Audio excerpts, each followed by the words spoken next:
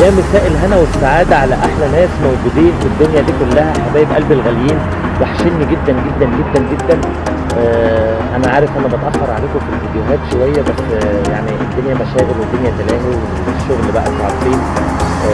ربنا يقدرنا بقى إن إحنا ما نتأخرش الفترة اللي جاية ونعمل لكم فيديوهات كتيرة إن شاء الله، ونلف أماكن كتير على قد ما نقدر بإذن الله في بلدنا الحلو. النهارده هنعمل فيديو جديد مع بعض، هنزور فيه مكان مهم جدا ومعلم اثري من اهم معالم مصر كلها، وبالتحديد موجود في مدينه اسكندريه.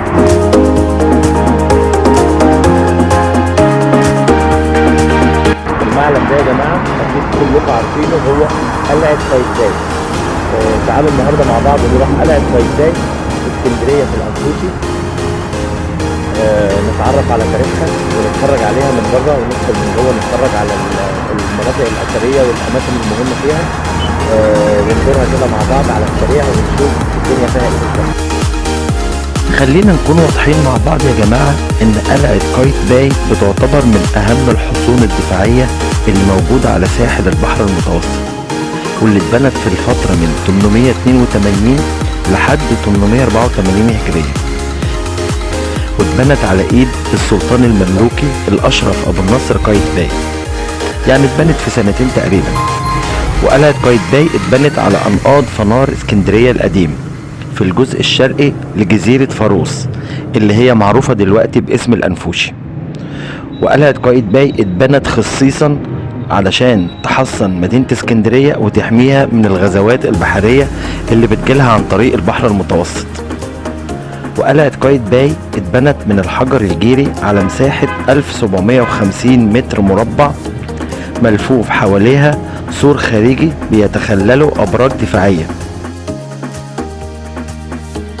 وبتتكون القلعة من 3 طوابق مربعة الشكل. الطابق الأول هتلاقي فيه مسجد القلعة اللي احنا شايفينه قدامنا ده، واللي كان له مأذنة كبيرة بس للأسف انهارت من فترة مش بعيد. وكمان موجود في الطابق ده عدة أفران علشان كان بيعملوا فيها الخبز، وكمان طاحونة علشان تطحن الغلال للجنود اللي كانوا مقيمين في القلعة في الوقت ده.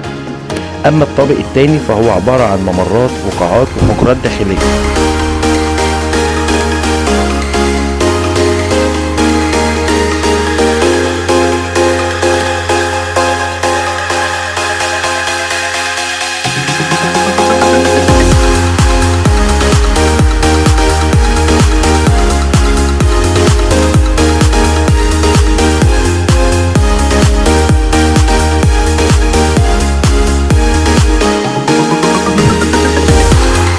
والطابق الثالث بقى هو حجرة كبيرة بيتقال عليها ايوان السلطان، اللي كان بيقعد فيها السلطان قايتباي علشان يشوف ويراقب السفن من على بعد مسيرة يوم من مدينة اسكندرية.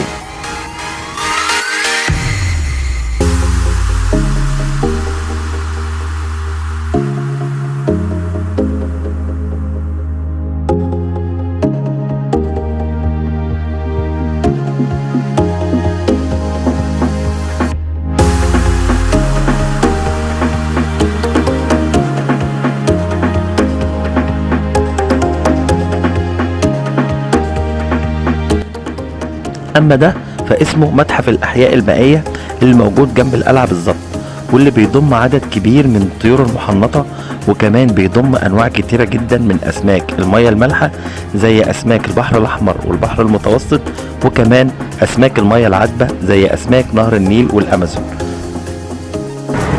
وبكده حبايبنا بتكون جولتنا النهارده خلصت من داخل قلعه قايتباي بمدينه اسكندريه، وبالتحديد في الانفوشي على البحر. يا رب تكون جولتنا النهارده عجبتكم، ويا ريت قبل ما اختم الجوله النهارده ما تنسوش تدعموني بلايك للفيديو وتشتركوا في القناه وتفعلوا زر الجرس علشان يوصل لكم كل جديد. ويا ريت كمان تقترحوا عليا في التعليقات تحت اماكن جديده نزورها مع بعض في مصر، ممكن تكون في اماكن غايبه عن فكر الواحد، مش عارف عنها حاجه مثلا. اقترحوا عليا في التعليقات تحت، قولوا لي عاوزين نزور المكان الفلاني او عاوزين نروح هنا او اعمل لنا حلقه عن المكان الفلاني، ونروح نعمل فيه جوله هناك ونتعرف على تاريخه ونزور معالمه الاثريه. وانا تحت امركم كل اللي تطلبوه طبعا، وان شاء الله اكون عند حسن ظنكم، وان شاء الله الفيديوهات بتاعتي كلها تعجبكم، واشوفكم على خير في حلقة جديدة وفيديو جديد ومكان جديد من سلسلة حلقاتنا يا بلدنا يا حلو.